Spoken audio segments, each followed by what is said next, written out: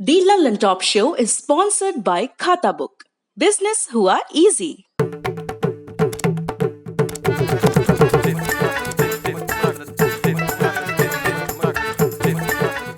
झंझट से मुक्ति, खाता बुक से दोस्ती।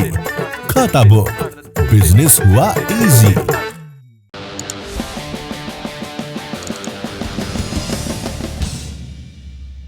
आज हम बात करेंगे ब्लैक फंगस नाम की बीमारी की। वैज्ञानिक भाषा में कहते हैं म्यूकरमाइकोसिस। ब्लैक फंगस एक इन्फेक्शन है जो इन दिनों कोरोना से ठीक हुए मरीजों में दिखाई दे रहा है। खबरें हैं कि लोगों को इस इन्फेक्शन की वजह से अपना जबड़ा और अपनी आंखें गंवानी पड़ रही हैं। कई केसों में तो मरीजों की मौत भी हो जा रही है। सब पर बात करेंगे, लेकिन सबसे पहले जानते हैं कि म्यूकरमाइकोसिस किसको और कैसे होता है।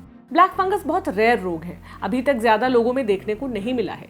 फिर भी राज्यों की संख्या अलग अलग करके देखें तो महाराष्ट्र में ब्लैक फंगस से अब तक 90 लोगों की मौत हो चुकी है और करीब 1,500 लोग मौजूदा समय में इससे संक्रमित हैं। खबरों के मुताबिक राजस्थान में 700 से ज्यादा ब्लैक फंगस के केस मिल चुके हैं। हरियाणा में भी ब्लैक फंगस के 110 से ज्यादा केस मिल चुके हैं। दिल्ली चले तो यहाँ के कुछ अस्पतालों में भी ब्लैक फंगस के केसेस में बढ़ोतरी हुई है। एम्स में 20 केस, सर गंगाराम अस्पताल में 40 केस और मैक्स अस्पताल में ब्लैक फंगस के 25 केस सामने आ चुके हैं।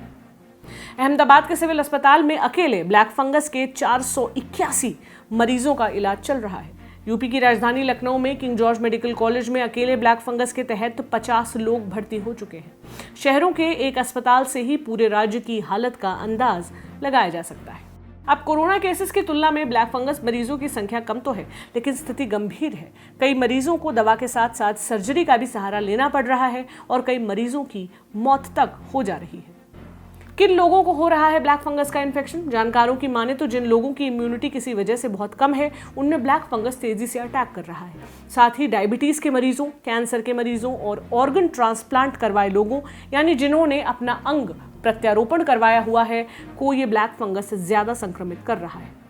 अब आप पूछेंगे कि इन सब का कोरोना से रिश्ता क्या है। इम्यूनिटी वाली बात पर वापस चलते हैं। हाल फिलहाल के दिनों में देखा गया कि कोरोना के मरीजों को शुरुआत से ही स्टेरॉइड दिया जा रहा है।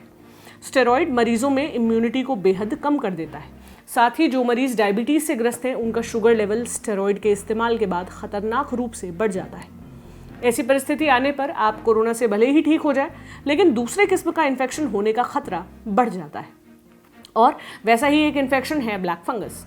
कैसे पता चलेगा कि किसी को ब्लैक फंगस का इन्फेक्शन हो गया है? कुछ लक्षण बताए गए हैं। नाक से काले द्रव का या खून का बहना, आंखों के आसपास दर्द, दांत में दर्द और दांत का ढीला हो जाना, चेहरे के अलग अलग हिस्सों में और नाक के ठीक ऊपर दर्द होना, शरीर पर चकत्ते पड़ना, चमड़ी का सूखना, सीने में दर्द होना और सांस लेने में तकलीफ होना।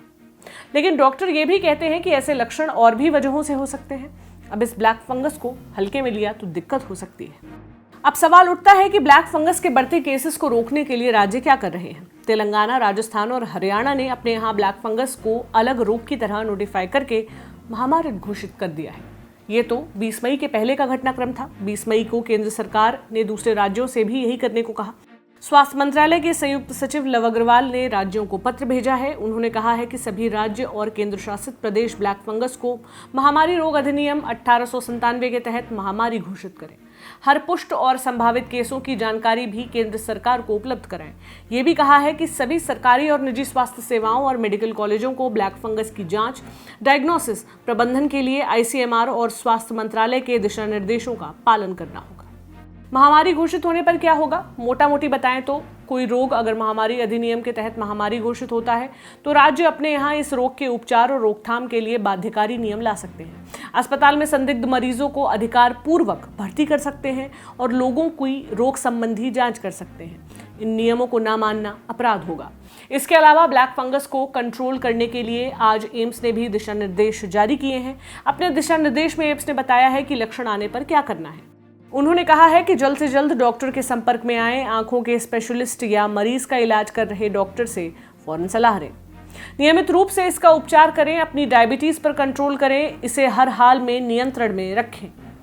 रेगुलर मेडिकेशन और डॉक्टरों की परामर्श के बाद ही कोई भी मेडिकल ट्रीटमेंट लें। स्टेरॉइड या एंटीबायोटिक्स या एंटीफंगल दवाओं के साथ किसी भी दवा को बिना डॉक्टर के रिकमेंडेशन के न लें। इसके अलावा कई डॉक्टर हमसे बातचीत में ये भी कहते हैं कि कोविड के इलाज में डॉक्टरों को स्टेरॉइड का इस्तेमाल शुरुआत में ही नहीं करना चाहिए या कम से कम इस्तेमाल करना चाहिए, भले ही वो ICMR के कोरोना ट्रीटमेंट प्रोटोकॉल में शामिल क्यों ना हो। बात साफ है कि ब्लैक फंगस के लक्षण आने के बाद खुद से अपने रोग का इलाज न करें। लक्षण कई वजहों से हो सकते हैं, डॉक्टर से मिलें और डॉक्टर का बताया इलाज ही करें।